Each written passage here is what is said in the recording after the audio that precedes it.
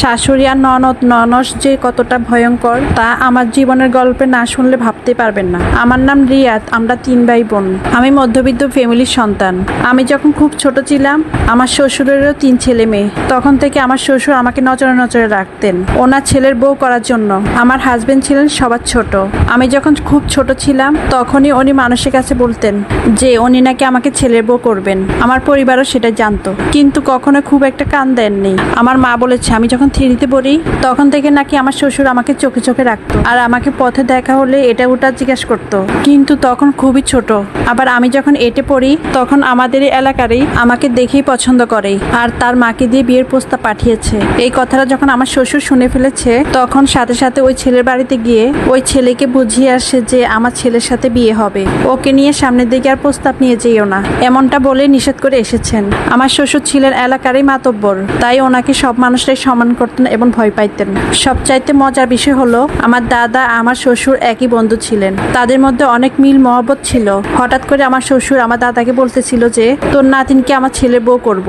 আমার দাদাও প্রস্তাবে একদম রাজি হয়ে যায়। আমার দাদার সাথে আমার শ্বশুরের এতটাই ভালো সম্পর্ক ছিল, দাদা যখন আমার মা বাবার কাছে এই প্রস্তাবটা নিয়ে এসেছিল আমার বাবা মা একদম নিষেধ করে দিয়েছে যে আমাদের মেয়ে এখনো ছোট, আমরা এত তাড়াতাড়ি মেয়ের বিয়ে দিব না। আর বলে রাখি আমি মাশাআল্লাহ দিলে অনেক সুন্দর ছিলাম। আমাকে যে দেখতো প্রথম দেখায় সে চিন্তা করতো আমাকে বিয়ে করবে, ছেলের বাবারা চিন্তা করতো ছেলের সাথে বিয়ে দিবে, এতটাই সুন্দরী ছিলাম আমি। আমার দাদা রাগ করে মা বাবার কাছে বলেছে আমি একদম বাড়ি থেকে বের হয়ে যাব, তোরা যদি এই প্রস্তাব গ্রহণ না করস আমি নিজেকে নিজে শেষ করে দিব। মানে উনি বোঝাতে চাইছিলেন উনি মরে যাবে ওনার বন্ধুর ছেলের সাথে যদি না বিয়ে দেওয়া হয়। এক পর্যায়ে আমার মা বাবা বললো আচ্ছা ঠিক আছে, ছেলেকে আগে দেখিনি, একই এলাকার ছেলে হলেও আমি কখনো দেখিনি, আমার মা বাবাও দেখেনি, তার কারণে মা বাবা দেখতে চাচ্ছে। আচ্ছা একটা কথা আগে বলে রাখি, আমার যেহেতু 2টা ননস, আমার বাবা মার রাজি না হওয়ার আরেকটা কারণ ছিল। বড় ননস তাকে বিয়ে দিয়েছে সুখে শান্তিতে সংসার করতেছে, কিন্তু আমার যে দ্বিতীয় ননস তাকে নাকি 3টা জায়গায় বিয়ে দেওয়া হয়েছে, 3টা জায়গাতে উনি ডিভোর্স নিয়ে চলে এসেছে। এই জন্য আমার বাবা মা একদমই রাজি ছিল না যে একটা বোন 3 জায়গায় বিয়ে দিয়েছে, শাশুড়ি আর মেয়ে মিলে আমার মেয়েকে অনেক জ্বালাবে। কিন্তু আমার দাদা সেটা বুঝিয়েছেন, ও ওর মতো করে জীবন যাপন করবে, সমস্যা নাই, এমনটা বলেছিল। তখন মা বাবা ছেলেকে দেখতে চাইলো, রাতে হঠাৎ করে ওনাদের ছেলেকে নিয়ে হাজির হলেন আমাদের বাসায়। তখন আমার মা বাবা বললেন আমার মেয়ে অনেক ছোট, তখন সবে মাত্র আমার 14 বছর, আর যার সাথে আমার বিয়ের কথা চলতেছে তারও হয়তো 16-17 বছর হবে, মানে দুইজনই আমরা ছোট।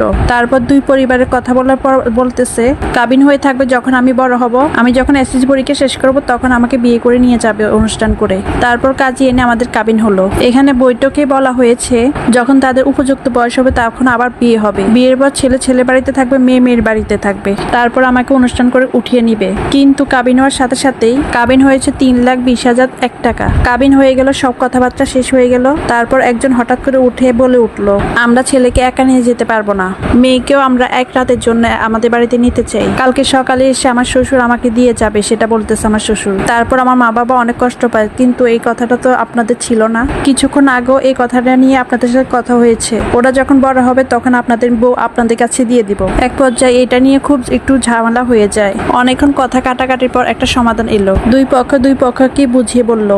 শেষ পর্যন্ত আমার মা বাবা বাধ্য হলো ওদের বাড়িতে পাঠাতে। আমি তখন পর্যন্ত জানি না আমি কাকে বিয়ে করলাম, সে দেখতে কেমন, বা আমার এত তাড়াতাড়ি কেন বা বিয়ে হলো। যাক ওই রাতে আমাকে তাদের বাড়িতে নিয়ে গেল, আমি গিয়ে আমার শাশুড়ির সাথে শুয়ে পড়লাম। ওই রাতটা আমার শাশুড়ির সাথে আমি কাটালাম। আমার হাজবেন্ড বন্ধুর বাসায় ছিল পাশের বাড়িতে। সকালে যখন আমি ঘুম থেকে উঠে ব্রাশ করতেছি তখন দেখলাম একটা ছেলে বাড়িতে আসতেছে, তখনই বুঝতে পারলাম এই ছেলেটার সাথে আমার বিয়ে হয়েছে।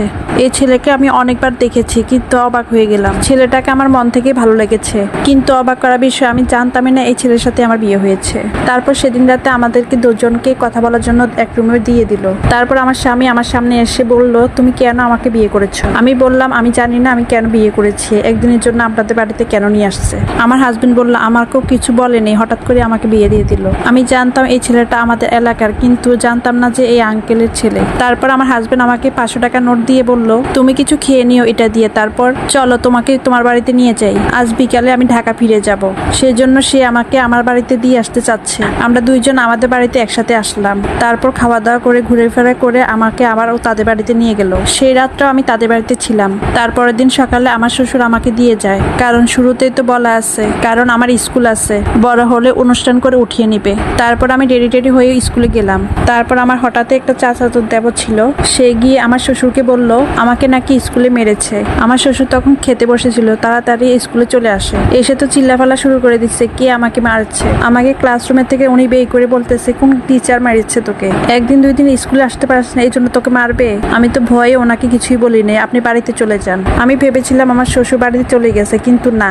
আমার যখন স্কুল ছুটি হয় তখন দেখি গেটের বাইরে দাঁড়িয়ে আছে আমার শ্বশুর। তখন বৃষ্টি পড়তেছে, আমি দেখতেছি আমার শ্বশুর আমার পিছে পিছে আসতেছে। উনি আমাকে এতটাই ভালোবাসে, উনি চাইতো আমি অনেক ছেলে বউ হই। আমি একটু সামনে আসাতে দেখলাম আমার ননস দাঁড়িয়ে আছে।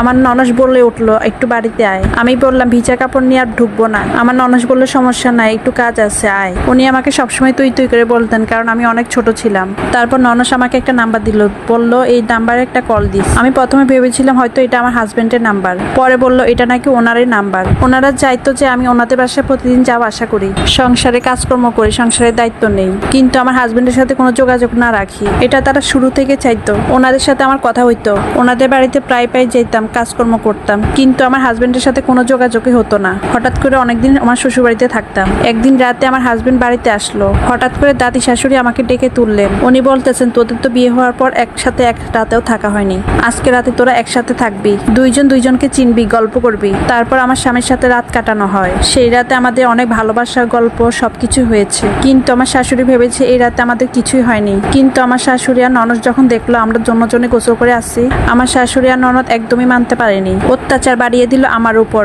এতদিন যাই ভালো ছিল, কিন্তু আমার শ্বশুর অনেক ভালো মানুষ, উনি চাইতেন আমরা দুজনে অনেক সুখে থাকি।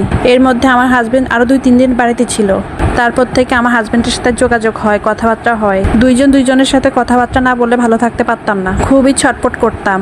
মানে আমাদের সম্পর্ক ভাঙার জন্য কি না করতেছে। কিন্তু আমার শাশুড়ি আর ননদ খুবই সতর্ক হয়ে গেছে। সো দ্বিতীয় পার্টটা যদি চান অবশ্যই কমেন্টে বলেন।